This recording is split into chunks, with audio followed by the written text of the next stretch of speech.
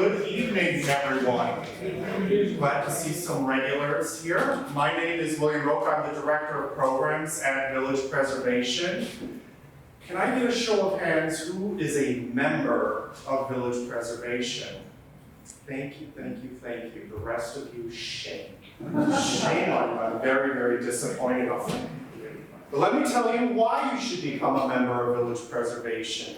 And look at this convenient, beautiful QR code that you can pull your phone out, which I hope is on silent, but you can still use the camera to scan that QR code. Learn a little bit more about Village Preservation, the work that we do. We were founded in 1980. We work to preserve the architectural, historical, and cultural heritage of Greenwich Village, the East Village, and NoHo. We do about 75 to 80 free programs like this throughout the year, in person, online. As a member, you get first dibs on registration, and we also do members-only programming as well. Everything from walking tours, exclusive exhibition tours, building tours, you name it. But I also highly recommend, please go to villagepreservation.org. Learn a little bit more about the advocacy work that we do to help protect the historic nature of our neighborhoods. But also, I highly recommend, whether you decide to become a member or not, check out the free digital resources that we have available. We have an image archive with hundreds and hundreds of images of the neighborhood over the decades, donated by many patrons of the organization, so throughout the decades. But I also highly recommend our digital maps as well. Build yourself a walking tour, learn about all the incredible buildings and people in these neighborhoods, all free to use, whether you decide to become a member or not.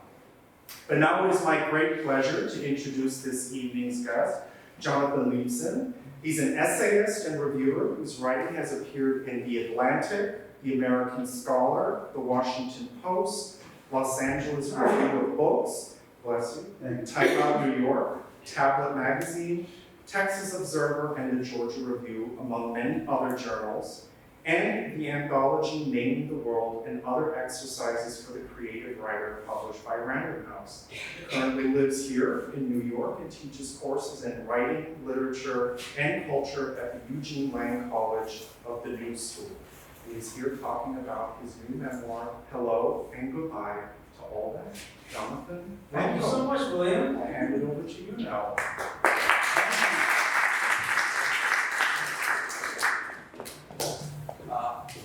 I do have a loud voice, but I also like a microphone. Do you think I need it? Do you think I don't need it? You don't need it. Yeah. You don't need it. You sound great. I know, but when I read, I might have a lower voice. If I need it when I read, you let me know. No, It's on. you said, okay. Yeah. If I need it when I read, really close. Let me know. Thank you all for coming. Thank you, William, for setting it up, and Hannah as well. And thanks to Frank, who's not here, as the manager of this beautiful branch. I will say that I lived in the village for many, many years, dating back to just before 2000, and almost from the moment I got here, I became aware of the Greenwich Village Preservation Society, and I joined it right away. And they do great work. Andrew Berman really does terrific work to help protect the village that we love, these neighborhoods, and to keep it a city of neighborhoods.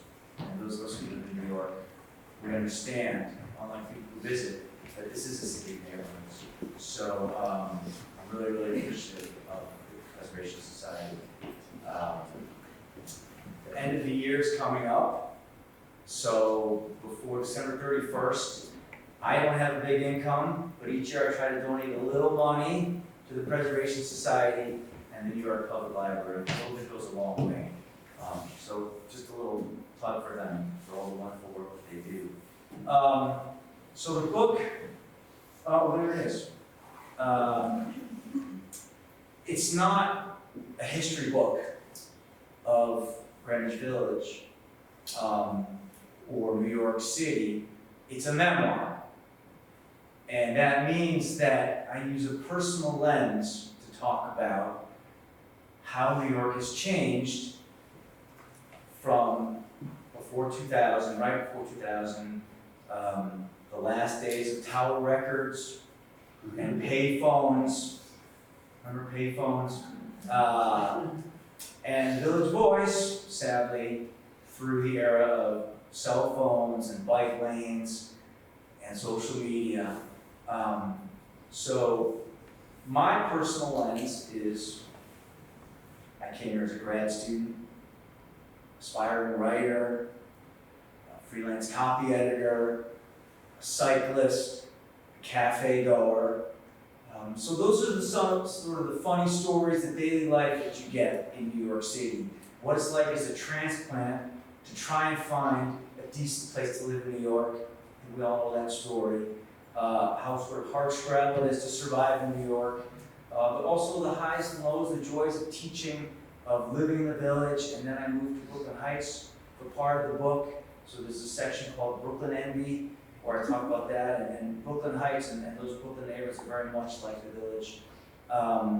So eclipsing the day-to-day life of my experiences in New York, I also talk about a larger transformational historical events, such as 9/11, which I witnessed from my roof deck, and what the aftermath was like.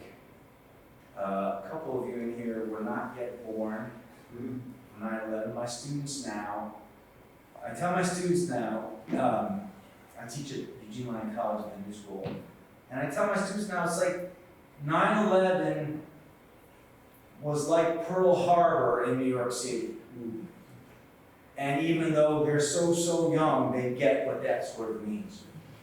In the slideshow, which I don't want to oversell, but I have some photographs of 9/11 that I took that we'll look at.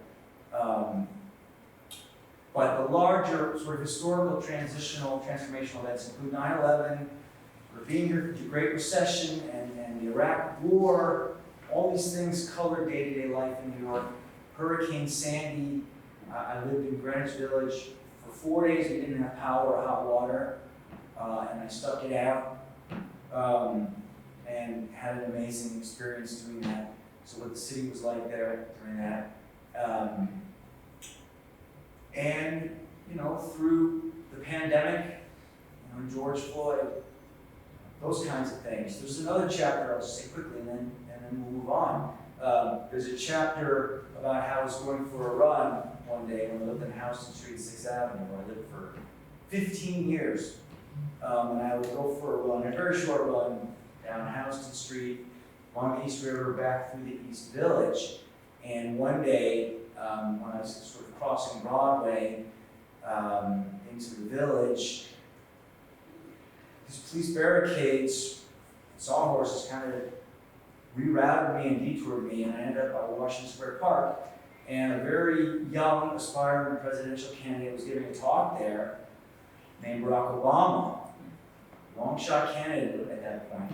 And so I ended up listening to what he had to say, and there were 20,000 people in Washington Square Park that day. So I didn't even see him, but I never thought he had a chance to win. And boy, that speech that he gave that night was really, really powerful. So I talk about things like that. I try to bring in a sense of what's going on at that moment in time in the country and in the city, along with my day-to-day experiences. So there are chapters called like Confessions of a Cyclist. There's a chapter called Cafe Culture and Celebrity Sightings, which I might read from. And again, chapters on 9/11, chapters on being a writer in New York City. I studied with Yale Doctorow, great New York writer when I was an MFA student, and other sort of experiences with writers, and I'll refer to one of them in my reading time. So I think that's about a good summary of the book, so you get a sense of it. Okay, so I spoke to William about this, and what I thought we'd do is a short reading, under 10 minutes. Since some of us are sort of long-time village residents, it'll be kind of nostalgia reading. talk about what the village was like at this sort of turn millennium a little bit, and an experience I had. And then we'll do a little slideshow to break it up. I'll say a few things about the slides. And then another short reading maybe, like 7 or 8 minutes, because we have a limited attention span, obviously. And then that will leave us a lot of time to ask questions or whatever else. Or we can do karaoke, whatever. Okay, good. So the first thing I'm going to read from, it's going to sort of combine 2 chapters. One from the beginning when I moved here, and it's called A View of the Village. And then it's going to skip to a later chapter, which is the title chapter, Hello and Goodbye to All That. Goodbye to All That is a famous essay by Joan Didion, where she talks about being a transplant in New York and how exciting it is, and how you sort of burn with this inspiration, and then after about a decade, those fires burn out, and you gotta get out of the city. So we've all sort of experienced that burnout, but the book is called Hello and Goodbye to All That because I have managed to embrace, I don't love all the changes in New York, and I will talk about that, but there are positives as well. And places you love that you might lose, but other places you love move in. So that's sort of the idea of hello and goodbye to all of that. Okay? So I'll sort of merge something from each of those chapters. Again, it's maybe 10 minutes, a little less than that. I started for the first 6 months on Sullivan Street, just below Bleecker, above Great Papaya. If you remember that, right around the corner from the Life Club, which dispatched people at 2 a.m. on a Tuesday night before I had classes. And then I found a permanent place on Houston and 6th Avenue, a rent-stabilized place with 2 roommates. And that was $520,000 a month, which was still cheap even back then. Okay, so, from a view from the village. And if you can't hear me, let me know, I'll switch the mic. In the fall of 1998, payphones marked all the street corners in New York City. Cell phones existed in the hands of a relative few, while the device of choice for business professionals and journalists was the BlackBerry. Its unique feature, a small screen with a mini alphabetic keypad, was to receive and send emails on the go. The drop of a token got you through the subway turnstile, though the Metro card existed for unlimited daily, weekly, or monthly rides. That would be $4 for the daily, $17 for the weekly unlimited, and $31 for the monthly unlimited hard. The average cost of a pizza slice was $1.50, while the best slice in the city, at least to many people in the environs of Greenwich Village, cost $1.85. Anyone want to guess what that was? Ray's or John's? Joe's. That honor went to Joe's Pizza, a little stand on Father Demo Square, just a few steps from Bleecker Street. At Katz's Deli on East Houston and First Avenue / Ludlow, a pastrami sandwich cost, any guesses? $4. A whopping $8.25. Though it was worth every penny. Some maintain that Second Avenue Deli, which is now moved up toward Midtown, had a superior sandwich, a claim that the owners of Second Avenue Deli clearly put stock in, as the restaurant saw fit to charge $10.75 for their own version. At the foot of Manhattan, the city's twin towers stood like giant masts at the island's stern. These 2 rectangular pegs were neither attractive nor inspiring structures. They lacked the majesty of Chicago's Sears Tower, the world's tallest building at the time, and where I hailed from, or the elegant finishes of Manhattan's other famous skyscrapers. I had as much interest in visiting the World Trade Center as I did the Statue of Liberty. And yet one evening I found myself taking a long elevator ride to the top of the North Tower, for reasons I never would have predicted. I was on a date. She and I were headed to Windows on the World, the fancy restaurant occupying the 106th and 107th floors. It wasn't the dinner menu that drew us high off the ground. It was the dancing. Swing dancing was all the rage in the late 90s. I I know, I don't have to tell you that. In summer, large crowds showed up to the plaza at Lincoln Center for their Midsummer Night Swing series. Likewise, this ritzy establishment in the World Trade Center would open itself up to swing dancing on certain nights at no cover charge. I had zero experience, but an abundance of false confidence, which allowed me to step, rock, and twirl with my date in some pantomime of the real thing. On the large dance floor, we gasped with exhilaration. Then we gasped again beside the tall paneled windows with their sky-high view of Brooklyn, Lower Manhattan, and the Jersey coastline. On Sullivan Street, my bedroom fire escape offered a trenched but picturesque view of Washington Square and the backdrop of Midtown. In the evenings, I brought out a folding chair and listened to jazz or Chopin's nocturnes as I drank tea.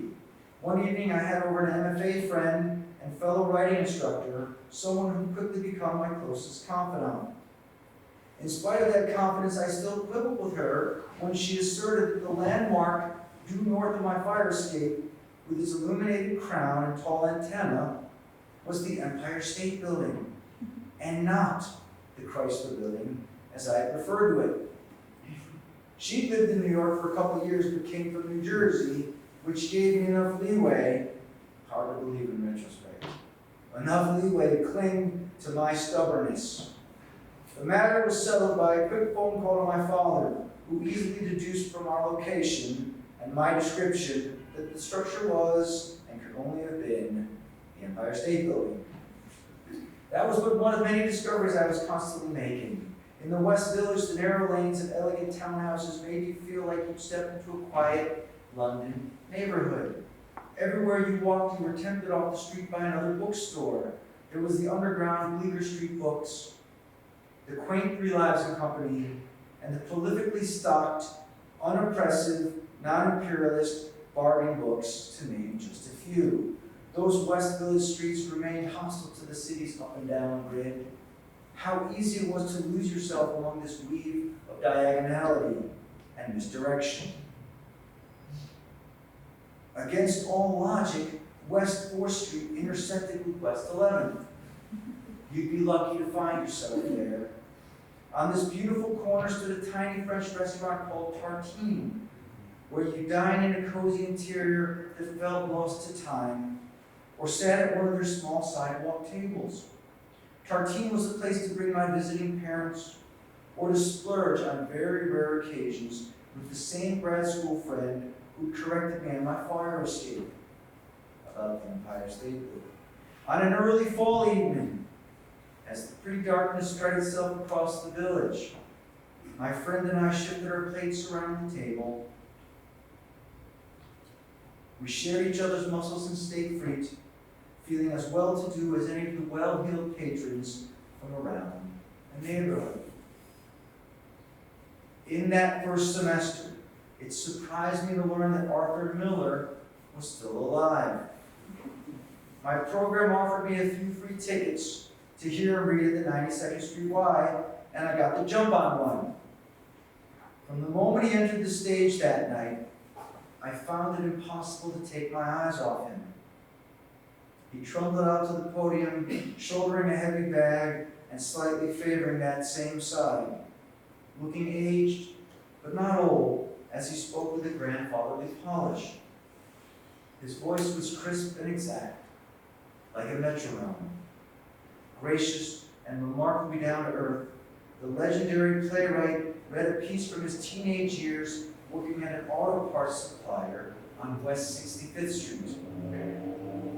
Without sounding boastful, Miller told his audience that his knowledge about auto parts far exceeded that of his peers. In that same, even tone, he shared his surprise in learning that no other Jew had ever worked for this company before. This was in the early 1930s, and from a woman in his office, he heard about an unspoken resentment among his male co-workers, based on their belief that Jews always stuck together and were helping each other get through the Depression. This was news to Miller, he said jokingly to his audience, as he'd never observed such practices in his own experience or neighborhood. But this mythology, as Miller called it, gave him an important insight as a young man. Some 60 plus years later, at the 92nd Street Y, he reminded his audience that such tribalism was about to cost the world millions of lives. And he warned us, even as we neared the cusp of the 21st century, that this pernicious tribalism had yet to be resolved.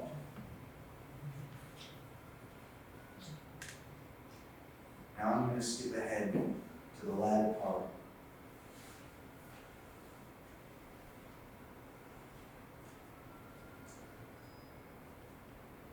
Just another couple pages from this section.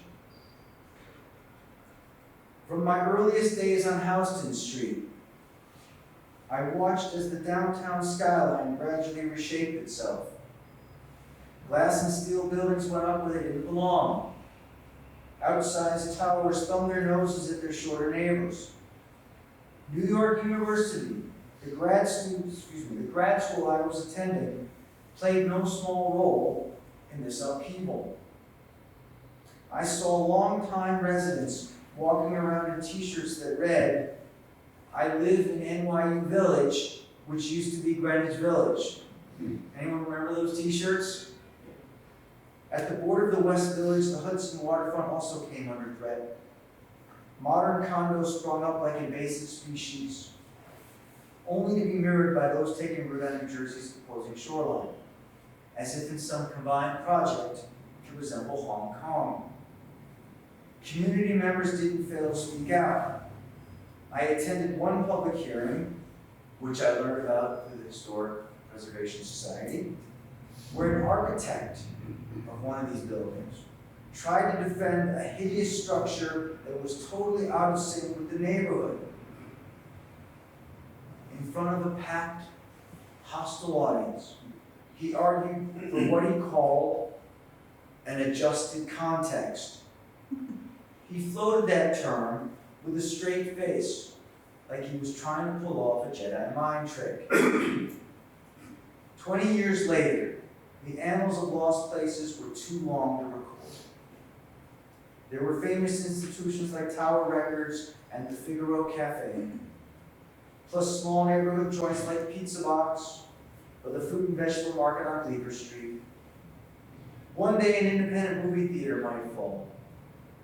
The next day a cherished bakery or bookstore would hang a closed sign in its window. Every time a shop went under, you felt a small piece of yourself disappear as well. Sometimes in a matter of only a few months, a familiar street would suddenly look unfamiliar. And another.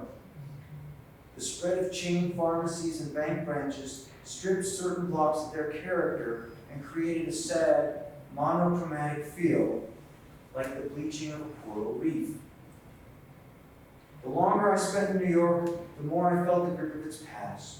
I started to think it sounded like my father, remarking on which store used to be over here, which building used to stand over there. On East 11th near Venero's Bakery, I still caught myself hunting for remnants of the old cinema classics. Be it a stray movie poster or some peeling show wheel not yet scraped away by time.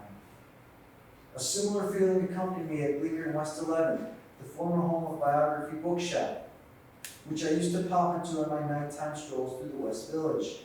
The bookstore was the very definition of what Hemingway called a clean, well-lighted place. On East 6th Street between 1st and 2nd Avenue, you'd never guess that the entire south side of the block was once dominated by low-priced Indian restaurants. Back then, the running joke was that every restaurant secretly shared the same rear kitchen. So it didn't matter which place you went to for Rogan Josh, Sag Paneer, or the popular chicken tikka masala. And yet, that wasn't the only trend. The city that taketh away was also a city that giveth. Many long years after the Gray Dog on Carmine Street gave up its canine constituency, I found those beloved pets cavorting at an East Village cafe called Boris and Horton. The owners managed this feat by dividing the service area from the dining area by a short hallway with a door at each end. Other exciting places also sprang up. On East 3rd Street, I discovered a bookstore cafe called Book Club, which turned into a wine bar after dark and stayed open until midnight. Then there was a plant shed, a coffee shop that doubled as a plant store, or a plant store that doubled as a coffee shop. Is that okay? Sorry, I felt like lightning was on.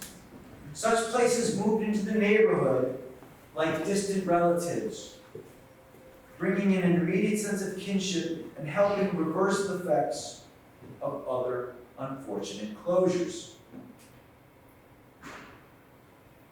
Thanks. Just one more paragraph in the section. Thank you. Whenever a new lead turned up, a new cafe, a new restaurant, a new bookstore, I still traded scouting reports with my friend and fellow cyclist from the old days on Houston Street. Way back when neither of us ever predicted that biking would one day evolve from a fringe activity to become mainstream. Which didn't mean that everyone gave cyclists their proper respect. Many New Yorkers still regarded us like pigeons, creatures you shared space with only grudgingly, and only because you'd never get rid of them all. I'd seen that attitude in the city's own bus drivers. Imagine riding your bike down Fifth Avenue when a studio apartment on wheels lumbers past you, only to slip into your lane and risk turning you into roadkill. Imagine the added insult when its rear end swings into view and you notice, stand between the taillights, the perfectly obnoxious question, how am I driving? Thank you.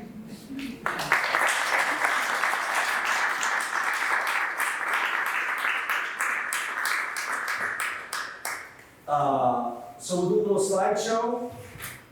Yes, you might maybe ask a couple questions first, or should we go right to the slideshow? Slideshow. Okay, we'll do a slideshow. So I forgot to say when I introduced the book, I did allude to it briefly. The frame for this book is that I grew up in the suburbs of Chicago, but my father grew up in New York, born and raised. And so I grew up hearing these fabled stories of New York City, like going to the World's Fair. I mean the 1939, 1940s World's Fair. My father heard Mayor La Guardia reading the funnies over the radio during the New York delivery truck strike. My grandfather had a pharmacy in Midtown, and celebrities would show up, like Greta Garbo and others. My father loved the subways and elevated trains, like the Second Avenue elevator, which was near where he lived for a few years and where my grandfather's pharmacy was. He would go to Katz's Deli, which was my grandfather's old neighborhood. My grandfather lived on Norfolk near Rivington. Back then, it wasn't the trendy neighborhood like it is now. So anyway, I came to New York right before 2000, not as a doctor, but as an aspiring writer, which of course made my father happy. Anyway, so I begin with stories that I heard growing up about my father's New York, and that's called Second Avenue Elevated. And then I come to New York in the next chapter, or I start to visit New York, and then I eventually move. Okay, so that cover is actually the designer did an amazing job from Post Hill Press, and those two pictures, you'll actually see it at home, but those are actually my photographs that they made a collage of. That's from my roof deck at the corner of Houston and 6th Avenue. And so he did a nice collage of that. And he has that sort of before and after effect. Okay, so the first few photographs, and I'll just say quickly, it's a limited slideshow. When William mentioned it, I love the idea of showing all my great old photographs from the village. So I popped open the laptop and looked for them, and I asked myself, where are all my great old photographs of the village? And I realized that they were on this thing called film. So I have a lot of negatives, Young people in the audience don't know what that is. But anyway, I would have to scan them all, and that would take a lot of time. So I scanned a few from 9/11 of my father, but then I have a few photographs that are digital, so it's not a broad cross-sampling, which I prefer to show you, but it's a modest slideshow. So this is my grandfather, who scarily looks like my father. I never met him, he passed away before I was born, but that's my dad. The pointer's over. So that's my dad. That carousel is at the World's Fair. The 1930-1940 World's Fair. That is in front of Pickwick Pharmacy. That's my grandmother. Actually, I think it might be his aunt with my father. That was the corner of 51st and 2nd Avenue. And it was called Pickwick Pharmacy. And Pickwick Arms Hotel was there. That's what it was named after. And I learned, my dad told me that at one point John Steinbeck lived in that hotel. And my dad didn't know that at the time. But funny enough, at the nearby movie theater, one of the Steinbeck movies was playing. I can't remember which one it was, but he had no idea at the time that Steinbeck was living around the corner from me. This is my father, 4 years old. I published this in an essay several months ago in the American Scholar, and I said that he was 3 years old, but when I actually took the photograph out of the sleeve, the plastic sleeve, it said he was 4 years old. So that's an erroneous mistake in publication. I'm not sure why this does, I'm sorry. But anyway, that's the famous perisphere in back. Wow. William, I'm not sure why this keeps me in. Am I doing something I right? think it's the HDMI cable from Oh, okay. the library is Gotcha. wrong. Okay, I'm sorry about that, folks. Let's keep. But anyway, the two famous findings were the Trilon and perisphere. And in that perisphere, you took a little escalator up and you saw this great exhibition called The City of the Future. And my dad saw that when he was a child and he never forgot it. And so I write about this in a chapter where E.L. Doctorow, the novelist, wrote a novel called The World's Fair. And he was older than my father, and he attended that World's Fair as well. And my dad introduced me to Doctorow's writing, and I came to New York, and I studied under Doctorow, whose work I greatly admired, and I expected the story of my father in the World's Fair would, of course, endear Doctorow to me immediately, and of course that didn't quite happen. We got along really well, but we didn't become best buddies. But anyway, that vision of the New York future affected my dad his entire life, and he talked about that World's Fair, and he wrote about it years later at the Chicago Literary Club, and he described it very beautifully, and I excerpt his passion from that in this chapter. This is my grandfather, who I swear looks just like my father, it's amazing, and his sister, and they ran the pharmacy, Pickwick Pharmacy, which became an Italian restaurant, and now is another wine building. So a few shots from my old booth deck at house on 6th Avenue. These are lovely shots of the village. So that's looking east on Houston Street towards Silver Towers, where a dear friend of mine from college, who has been in and out, he grew up in one of them. He grew up in 100 Bleecker Street, Silver Towers. And so to the right there, the Angelica Theater is there. Sorry. And then, but you recognize those buildings. And then the new NYU Student Center is up there. So, and then it looks up toward 6th Avenue. This is looking up towards 6th Avenue. That's at the Bleecker Street, 6th Avenue. That is not the Chrysler building, as some of you might think, as I thought. Unbelievable. But that's one of the covers. So you notice like the sort of, that building on the corner of Bleecker and 6th Avenue, and that is on the cover of the book. And as is this. So you see, he sort of focused in on it, so he did a collage of that. And I never got to know the woman in the apartment across from mine there. She never introduced herself. I lived down the street from the film forum at 6th Avenue Houston, so I have a few shots of that. I love this one. It says Woody Allen's Manhattan. Danny Keaton, rest in peace. I've seen that movie multiple times. I've seen it here. I I saw it at Cinema Classics, which is no more, at the Anthology Film Archives, which is on 2nd Street, 2nd Avenue. I think I saw it at MoMA, and so on. Here's another shot of the Film Forum. And here's one more. Oops, sorry. Oops, go back.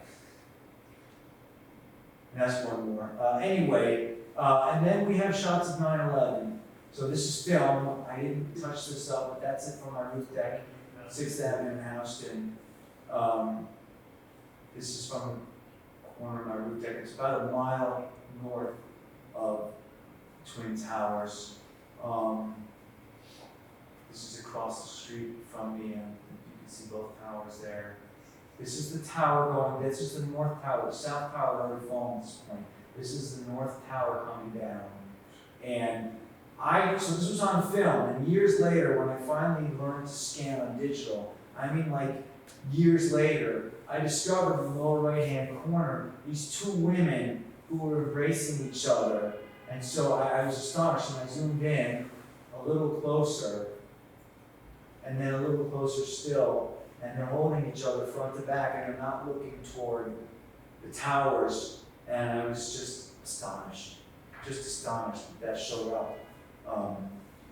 So a couple more shots of that's the same day, that's 6th Avenue looking south, that's the corner, just 1 block south of Houston, King Street. So there is a chapter on 9/11 in the book, and I published on the 20th anniversary a version of that chapter in the American Scholar. It's online, and they were very kind to use some of my photographs for that essay, now chapter. This, you will not believe it, this was about a block down 6th Avenue, that side street opposite King. You know, you take a left there, right before McDougal, it sort of goes into McDougal. And there was this truck. And it had, it was an abandoned truck. And it had that plane with the fiery cloud around it. And it had these missiles. And it looked, when you looked at that, it looked like a city. It said something like rebel style. But you saw it and it looked like a plane dropping missiles on a city. This is after the Twin Towers both fell. And people were saying, wait a minute, what is this abandoned truck doing here with that graffiti? And suddenly someone said bomb, and everyone started running. And I tore up Houston Street. And like an hour before that, when I finally got to my parents, my mom was saying, I don't want you to leave the apartment. I'm like, Mom, everything's okay. I think they got the targets they were at. I don't care. Promise me you'll stay in the apartment. I don't think I actually promised. I said, okay, I hear you, Mom. But of course you couldn't stay inside. You needed to be around other people. And so we're walking down 6th Avenue, and you could see how many people were there, just, you know, and I bumped into an old friend from college. But then there was this image of this truck, and I'm sprinting up 6th Avenue, thinking, I should have done what my mom told me. It was a false alarm. There was no bomb. It turned out that there's a gang, these trucks parked in Queens somewhere in a lot, and rival gangs will sort of tag the trucks with their graffiti. But imagine seeing that shortly after the Twin Towers fell down, and you're like, oh my God. So then the next photos I have, just a few more from Hurricane Sandy. And I looked at a lot of those photos, I'm like, this is great, I'll show you what it's like during Hurricane Sandy. And what you see is rain. So it looks like it's raining. And then I had some photos of sort of blurry fire trucks going by, and it looked like blurry fire trucks. So really the photographs I have are a little bit what it felt like the next day. Okay? You can go online and see amazing photographs and videos of Hurricane Sandy, and you won't quite get that from me. But this I thought was moving. This is when, this was the calm before the storm. I was in, not Cafe Dante, the other one, I'm blanking on the name. You know the one. What's that? Reggio, thank you. Where my dad used to go when he was living in the city, he was a grad student, a med student. Anyway, that was outside Reggio. I saw the fireman getting ready. Just the look on his face was very sort of somber. This is from this is from inside the corner bistro. There's lilac chocolate, which has moved a couple times since then. But as you can see, it's raining. You don't see the tree slanting. So this is now we're after. This is the next day. So I thought that was pretty cool. I mean, I feel bad for that tree. I wouldn't want to be it, but those bugs were lucky. This is the same from a different angle.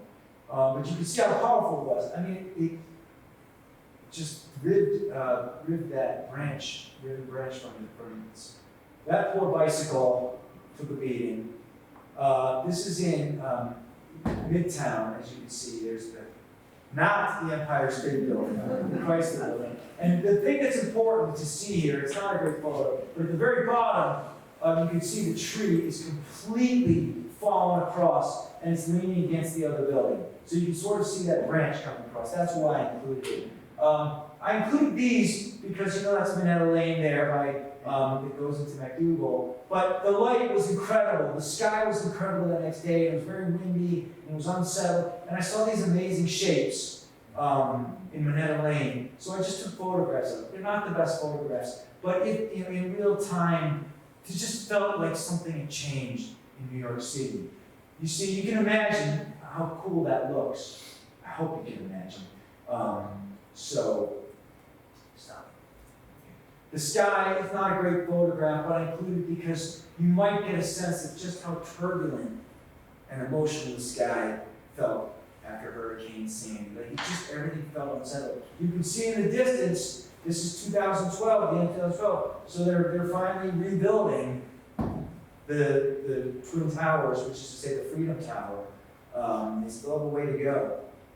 This is that night. At night, there was no power in the village for 4 days. No power, no hot water. So you would see it like that 6th Avenue Houston. The police at major intersections would light these flares. It was really, really creepy and kind of amazing to live in a darkened city. Here's one more. I biked down, I have a friend who's here, I biked to see him that day, right after Hurricane Sandy the next day, up on the far upper west side. And I biked home, by then it was dark. And so when you crossed, I think it was under 34th Street, I can't remember, somewhere around then, and suddenly you emerged, and again, I have a chapter on this, suddenly, you're from a city that's lit, all the buildings are lit, and the street lamps are lit, and suddenly, you're in a city that felt like it's out of time. You're sort of something darkened swath of an invisible city. And it was an amazing dividing line. Anyway, that's it. So not a great slideshow, but it gives you a little taste. So thank you for that. Let's see how the time is. It's 6:45. So another short little reading? Yeah. Okay. Because I know we want to ask questions. So I was debating between what to read, and I was, because that was kind of heavy, and Norman Mailer, I don't know, our Miller passage was kind of heavy. I was thinking of what else, and so I was debating between cafe culture and celebrity sightings, or Confessions of a Cyclist. So maybe I'll do Confessions of a Cyclist, with apologies to a couple people who were at my previous reading who heard that before, but it's a little spicy. So, and it'll ring true to maybe some of you. If you get the book, and please, I have some free cards here if you want to take them. You can just read it, and you can go online. There are 3 chapters that are free if you want to read them online, including 1 free audio chapter that they were published previously in magazines, so you can so please take the card up yourself. The section I'm not going to read is when I went to Joe's Coffee, Joe the Art of Coffee on Waverly Place. And there are a lot of interesting celebrity encounters that I have there. And how you're supposed to behave around celebrities. Sometimes you do and sometimes you don't. And how celebrities are not supposed to draw attention to themselves either. That's part of the deal. And sometimes they don't, but sometimes they do. So anyway, it's a fun chapter, and there's an excerpt, a passage where Natalie Portman sat down next to me, I learned to flirt with me. She would just happen to be sitting down next to me. And she ended up having a conversation with a guy who was a screenwriter who went to the new school. And that's all I'll say. But I'm going to skip that passage, so maybe you can read it if you can. I'm going to read from Confessions of a Cyclist. I'm a New York City cyclist. And the first thing people ask me when I say I'm a cyclist is, what's the first question people ask me? Do you obey the rules? What's that? Do you obey the rules? No one asks me that. They assume I don't. Do you wear a helmet? They ask me, do I wear a helmet? Do you wear a helmet? And no comment. No. So I grew up in an era where kids didn't wear helmets. So I'm faithful to that era. This is just 3.5 pages. It's just 3.5 pages, okay? Confessions of a Cyclist. 6th Avenue, also known as Avenue of the Americas, starts in Lower Manhattan as a modest offshoot of the busier Church Street. You know what? Sorry, William, can I just, sorry, I apologize, folks. I feel like it's Times Square behind me. And of course, It's a plug for, as you said, Sure, donate to your sure. library or donate to You should, so we can buy updated HDMI cables. all proceeds from the book go to 6th Avenue, also known as Avenue of the Americas, starts in Lower Manhattan as a modest offshoot of the busier Church Street. Within a few blocks, the 3-lane artery quickly fills with taxis and trucks that go roaring into Greenwich Village and racing uptown as fast as the streetlights allow. Amid this frenetic activity, you'll sometimes spot a lone figure on 2 wheels. Head down, torso bent low over the handlebars, he slips between cars like a nimble fish among a school of sharks. Meet the bicycle messenger. His disregard for traffic is so brazenly absolute that he either rides with a death wish or he somehow discovered the rare secret of invulnerability. Countless times I have ridden a bicycle up 6th Avenue, but never once have I braked at Central Rapids. Even when pedaling alongside traffic, the sense of being expendable is never far from one's mind. Such awareness was lodged in me many years ago, and it has stuck ever since. I've been riding along the left-hand side and was nearing the intersection with Greenwich Avenue when a snub-nosed delivery truck shot past me on my right, then darted left like a bull out of its chute. If I hadn't pumped the brakes right then, the vehicle would have sheared me off my bicycle and pulled me under. Afterward, watching from the curb, I felt a quivering in my arms and legs. It was the kind of feeling you'd expect from a near collision with a multi-ton steel object. The truck itself had missed a beat. It drove along Greenwich Avenue for another block until the light at West 10th brought it to a halt. A second wave of adrenaline washed over me.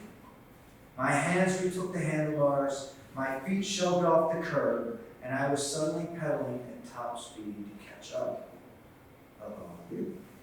I reached him on the other side of 10th Street, where my hand gave a loud and not unpainful smack against the rear cabin. The truck stopped cold. Out popped this burly fellow with a shaved head, shoulders like bedposts, and a Jesus tattoo covering his enormous right bicep. Not a Kamala Harris voter. What the fuck's your problem? I dismounted my bicycle and parked it on the sidewalk. You almost ran me over, I said. I could have been killed. Even if my voice hadn't cracked. Why did I think such information would chasten him? The guy was no doubt well acquainted with his own recklessness. He came a step closer, at which point he promised that if I ever touched his truck again, he would kill me. Oh, really, I said, and gestured at his arm. Is that what Jesus would do? Ripples of attention fanned down the block. Lunchtime patrons filled the outdoor tables on both sides of Greenwich Avenue. And what was it, other than toxic stupidity, that held me in place? The man's arms clenched at his sides. His biceps swelled into grapefruits, and as he edged ever closer, my stubborn feet refused to work in reverse. A sudden hand startled me from behind. I turned around right as someone corralled me by the shoulders. "Come on," said the stranger. "It's not worth it." He began drawing me away, and I was too stunned to do or say anything. So it was the truck driver, apparently, for he made no effort to follow. I completely forgot my bicycle as the guy marched me down the sidewalk and out of harm's way. Then this stranger, this guardian angel of a man, set me free. With a pat on the shoulder and a friendly nod, he said, "Just let it go." And then he disappeared as quickly as he arrived. In the years to come, I would continue to think about those parting words. Just let it go. Was there any advice more urgent or more challenging to an embattled cyclist? Thank you.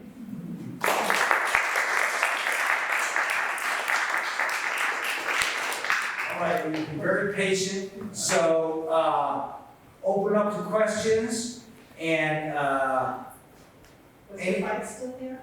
sorry? Was your bike still there? Yes, it was, thank you, yes. The bike was still there, very good question. You did lock I did not lock it, no, I left it there. But it's not like he walked me away and I hung out forever, I eventually came back. There were no examples. Thank you. Yes? I have a question, but first I just want to say that one night I was at work trying to figure out what I wanted to do after work. And I was thinking of walking up to the Museum of Television and Radio where they were showing the old TV film of Death of the Salesman. And I thought, no, we can go up to the 92nd Street Y and see Arthur Miller, which is a different night from yours. And he read from Death of the Salesman. Oh, wow. That every part, he was the best actor of that play that I ever saw in my life. It's just- Oh, he actually read from the, oh, Yeah. that's amazing. So, my question is, when you're on the rooftop and the towers are falling and the smoke is coming towards you, was the smoke enveloping you? You didn't feel it from that far away. You did not feel it from a mile away. And binoculars, and I read what's the check, binoculars were passed around.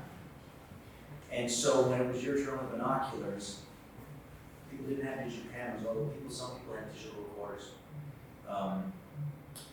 You saw the smoke up close, and it was, the word amazing, of course, is a misplaced word, but it was incredible, amazing in the sense that it amazed you, and you saw the huge billows of smoke and how black they were, and you saw loose sheets of paper somehow not burning.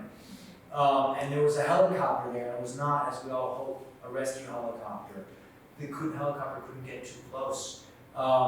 So you did not perceive the smoke from where I was at House on 6th Avenue. In the coming days, sadly, you started to perceive the smell of the deceased. And that became, they called it first the pile and then the pit. The pile of all the rubble in the pit as they started cleaning out, and there was just the one pit there, isn't there? So that smell, you would get it in Lower Manhattan for several weeks. And it was a grim smell. But no, you did not get the smoke, you were far enough away. That's how I'm Brooklyn too. You got it in Brooklyn as well, that's right. That's right. I was on the roof of my building, and I was Where were you? 50 McDougal Street. Oh, on King Street. I lived there since 1990. Oh, wow. No, oh, sorry, please. You Also, I was on the World Trade Center bombing during the first one Oh, wow. for 5 months. How about that? Well, I will say that, I worked for the bicycle program of DOT. what's that? I worked for the bicycle. You work for the bicycle? So there was a little bit of Yeah. sharing there. We had Oh, management power. What's that? I'm from Chicago. And you're from Chicago. I grew up in South South Chicago. Okay, wonderful. I will say that the chapters on COVID and on Hurricane Sandy and on 9/11 and so on, they have some stark, sad moments. But as a writer, I am someone who, as the title of the book says, I am someone who finds inspiration from fellow New Yorkers and stories. So one story from 9/11 was very inspiring. It was both a tragically inspiring story.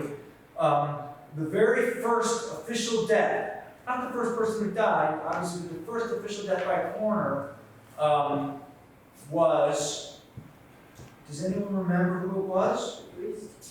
Priest. That's right. Michael Judge. Father Michael Judge. He was a chaplain with the New York Fire Department. And he was in the ground floor of the North Tower, which in its infinite wisdom, the New York City Mayor's Department had put that as the emergency command center. So the two towers were struck, and the emergency command center was in the ground floor. So, or the South Tower. And when it was the North Tower, when the South Tower fell, everyone in that command center had to evacuate, including Mayor Giuliani. And he actually, whether you liked it or not, and I was not a supporter, he became a very inspiring figure because he had to run for his life. And you could see it afterward how vulnerable he looked. And he had a great capacity to connect with other New Yorkers who were very scared in the days and weeks to follow. And he became America's mayor. And it was a well-earned title for that episode in his life. Father Michael Judge, he was the first victim. And the day before, on September 10th, he was at a memorial for fallen firefighters. Of course, no one knew that at the time.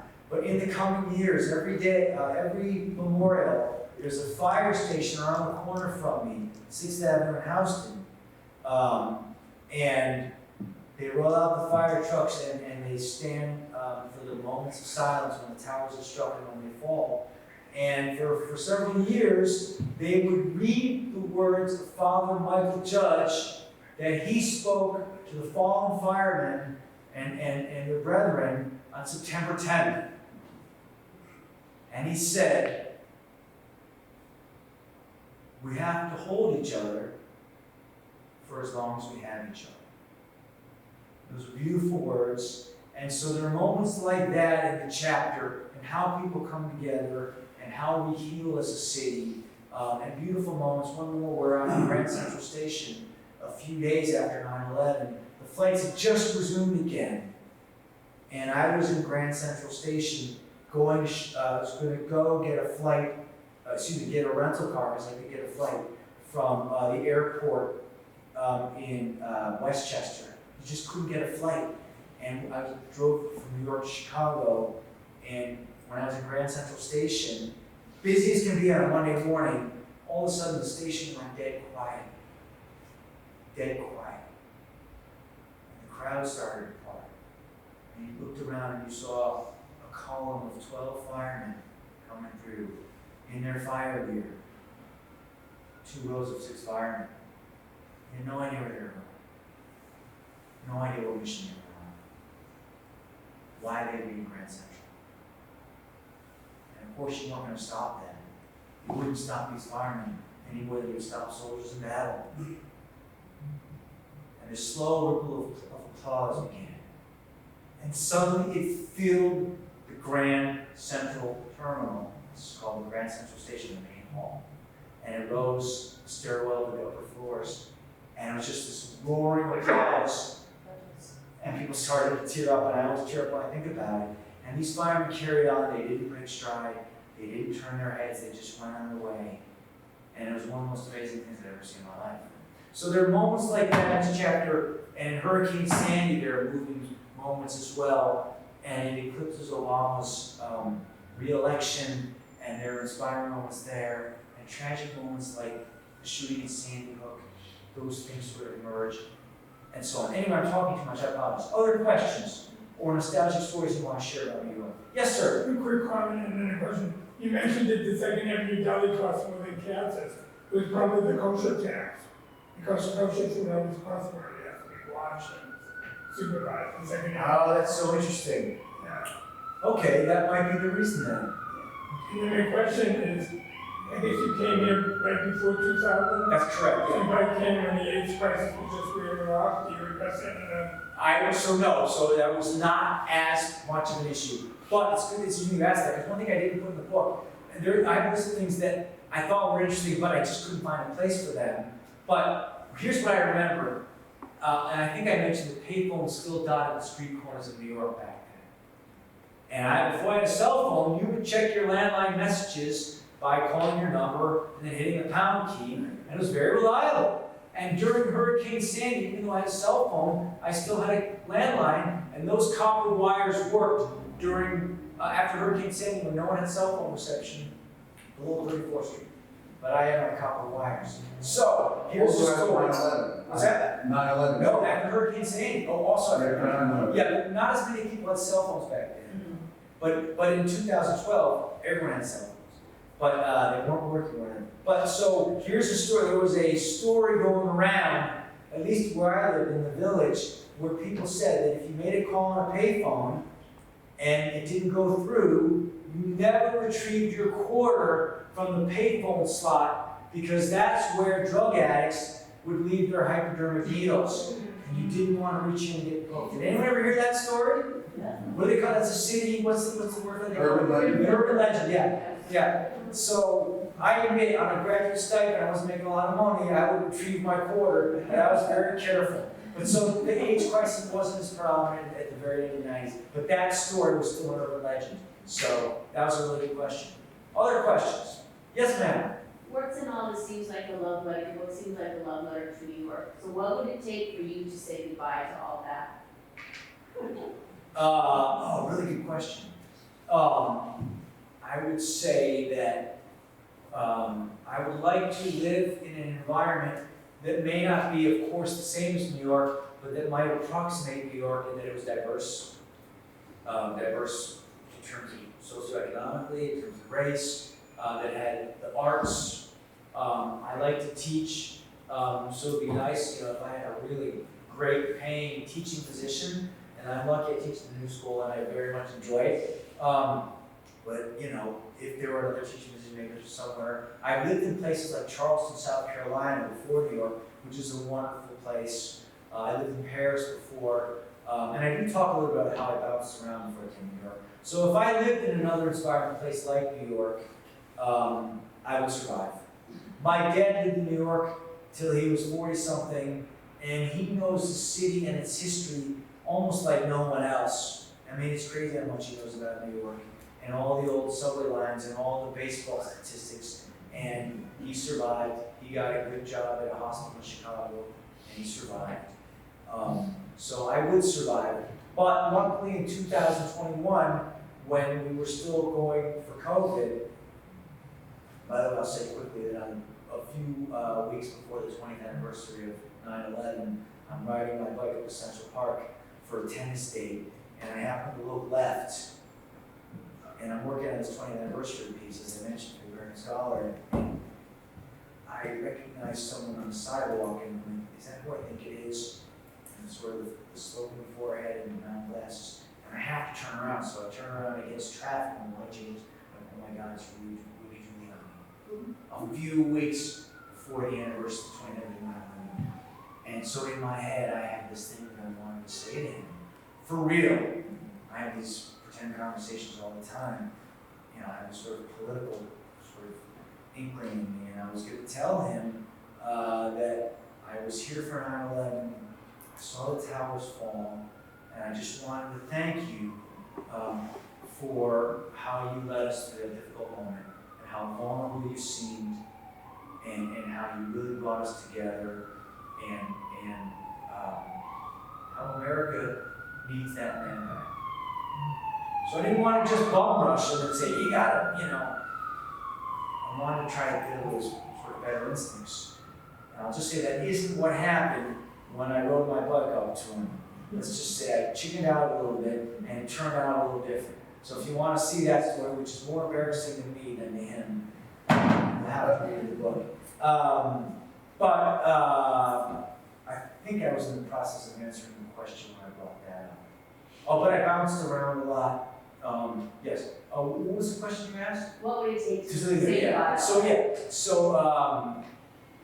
Yes, if I landed in another place that were inspiring and had a good teaching position, I could certainly consider. Oh yes, I was talking about how I got a good place.